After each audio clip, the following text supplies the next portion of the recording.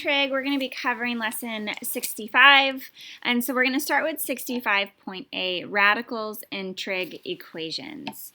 So let's start out first reviewing how to solve radicals. So without the sign and without the trig function. So let's solve the square root of x minus 3 minus 2 equals 0. All right, so some real quick Algebra 1 review. So I would then be left with equals 2. Now this is a really important step here. Notice I isolated the radical by moving the minus 2 to the other side. And that's super important. You always want to isolate the radical expression. Now that it's isolated, to get rid of the square root, I'm simply going to square both sides. So I get x minus 3 equals 4. And then from there you would add 3, so x equals 7. Now with square roots, you have to check your solutions. For a couple reasons, we can't take the square root of negative numbers. So there are limits when it comes to square roots. That's why when we do domain, we always limit it when we see a square root symbol. So even today when we solve using trig functions, we need to check our solutions. So let's do 2 examples today, including trig functions. So solve the sine of x minus the square root of 1 minus sine squared x equals 0. Given that 0 is less than or equal to x, which is less than or equal to 360. And technically, given that they are using x, means to write our answers in radian.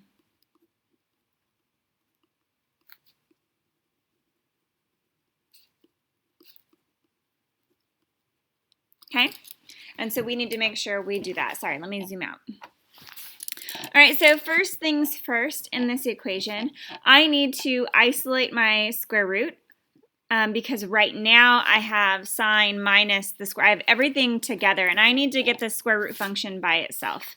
So I'm going to add it to the other side. So sine of x equals the square root of 1 minus the sine squared of x. So it was easiest for me to simply add this entire expression to the other side. So notice there's nothing after or before my square root symbol. So it's okay, there's stuff underneath it, just not before or after it. So now I'm going to square both sides. And then I'm going to properly write the left. So remember, we don't write sine x squared, we write sine squared of x equals 1 minus the sine squared of x. Now, given what I have here to solve, I'm going to move the sine squared x to the other side. And so I have 2 sine squared x equals 1. And to solve, I'm simply going to divide by 2. No, I'm not.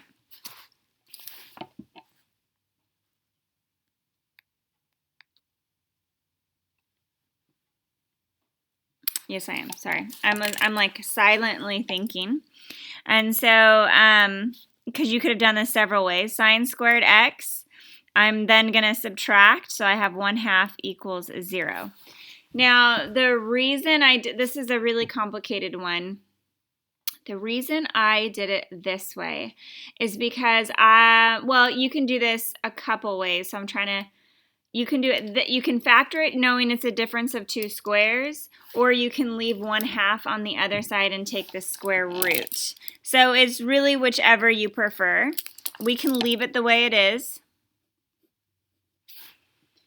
And so you could take the square root of this, but I think that could be complicated for some of you, because then we can do it that way. I didn't do it that way last year. I think that made it hard for people to see, but we can do it that way.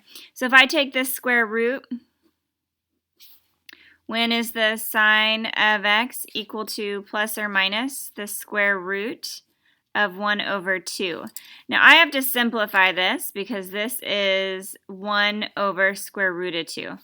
So when does the sine of x equal a positive? So I'm going to write my two answers. When does the sine of x equal a positive 1 over root 2? And when does the sine of x equal a negative square root of 1? A 1 over the square root of 2. So that is what I'm solving. So I'm asking myself what angles produce these relationships, right? And so I'm going to draw that 45, 45, 90. And I'm going to draw all students take calculus. So sine is positive in these two. So that would be 45 degrees and 135 degrees. Because in this quadrant here, it'd be 180 minus 45. And in this quadrant here, it would just be 45. So those are the two angles here. It is negative, right, in the bottom two. So that would be 180 plus 45 and 360 minus 45, which would give me 225 and 315.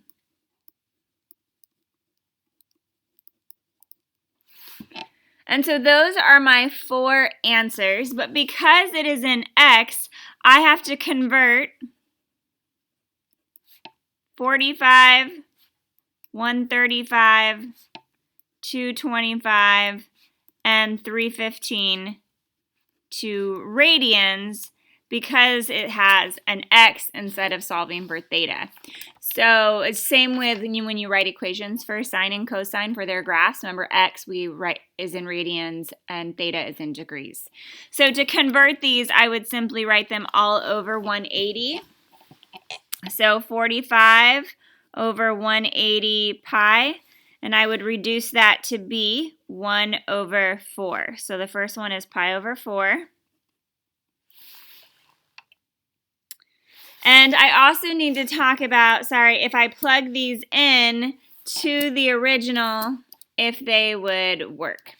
And so because if I were to plug in these two negatives, right, these two angles produce a negative relationship, I can't take the square root of a negative number, which would be here. And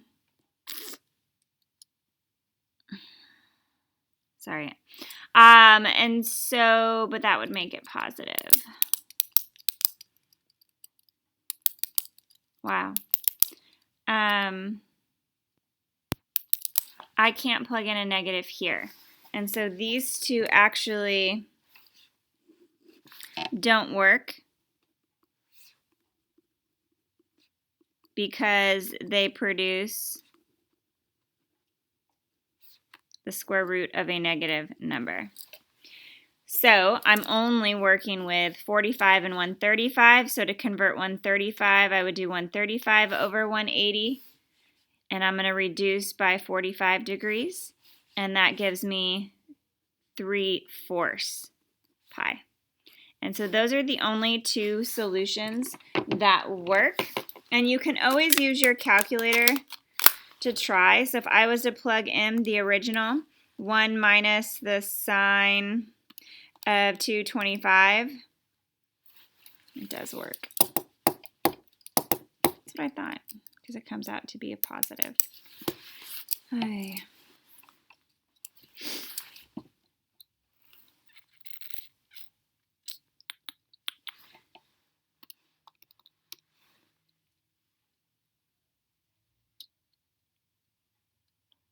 I have it down as it not working, and I think that's what it says in the book. But if I plug it into the original, it does work. Sorry. I always keep my last year's notes, and I got this example from the book. And I believe in the book, it said that we could not use, but according to my calculator, which is in degrees, the square root of 1 minus, maybe parentheses, sine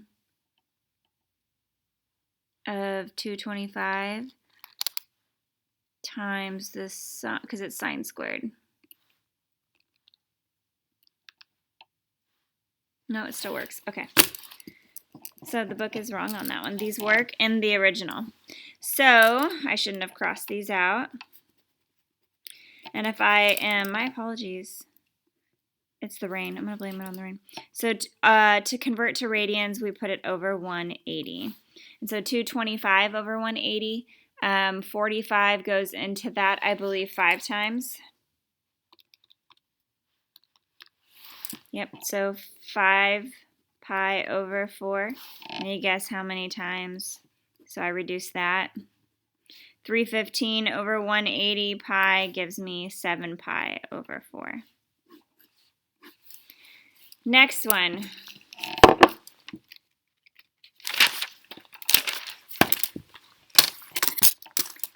Sorry. Next one, we are going to solve the tangent of x minus the root of 3 times the sine of x plus 1 equals 0. So again, because I'm using x, I know that my answer is going to be in radians. So this one is set up really nice for us. I'm going to simply set each of these equal to 0. So the tangent of x minus root 3 equal to 0, and the sine of x plus 1 is equal to 0. And I'm doing this because I'm solving, and so the zero product property states that define solutions, I set them both equal to 0. So this would be, when does the tangent of x equal root 3, right? Because you add root 3. And when does the sine of x equal a negative 1? And so let's go over this. So let's start with tangent. Whenever I have tangent, I always like to write that there's technically an invisible 1 underneath, right? And so this is in my 30, 60, 90. It doesn't look like a very straight line. Here's 30, 90. Here's 1, 2, root 3.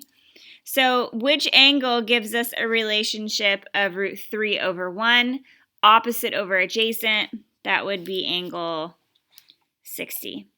So, and this is positive, so tangent is positive. All students take calculus, so that would be 60 degrees and 180 plus 60 degrees, which is 240.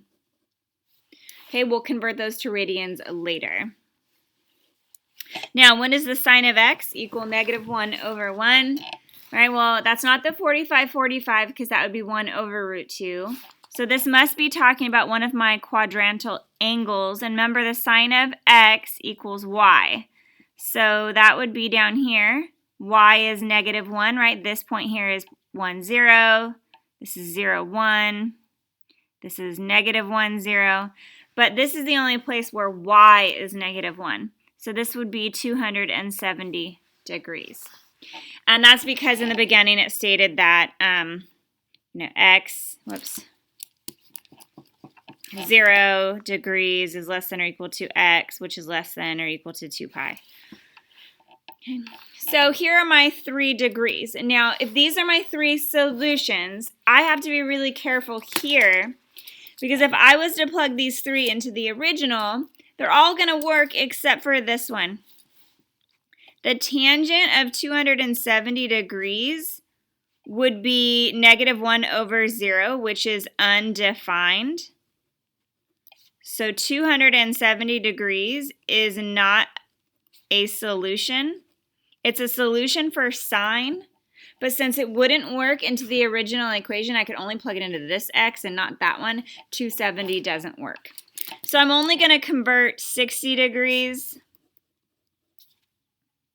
and the 240. And so x equals, this would give me 1/3 pi, or I like to just put the pi on top, so pi over 3, because that's what it is on our unit circle. And 240 over 80, 240 is divisible, it'd be 4/3 pi. And so those are the only two that work for this one, because 270 is undefined for tangent. So that is really the only thing that section covers. I am going to do one to just so that you have practice with converting to radians, and then we will move on to 65.b. So let's do a more complicated one. So the cosine of x plus 2 cosine squared x equals 0. So this is just more review of having to write our answers in radians, or more practice. All right, so this one, when I see this one, I notice that they both have cosine. So I'm actually going to factor out the GCF, which is cosine of x, which would leave me with 1 plus 2 cosine x equals 0. Okay? And then from here, I'm going to then set each equal to 0. So when does the cosine of x equal to 0? And when does 1 plus 2 cosine x equal 0? Well, this one's pretty easy. Remember, the cosine is your x value. So hold on.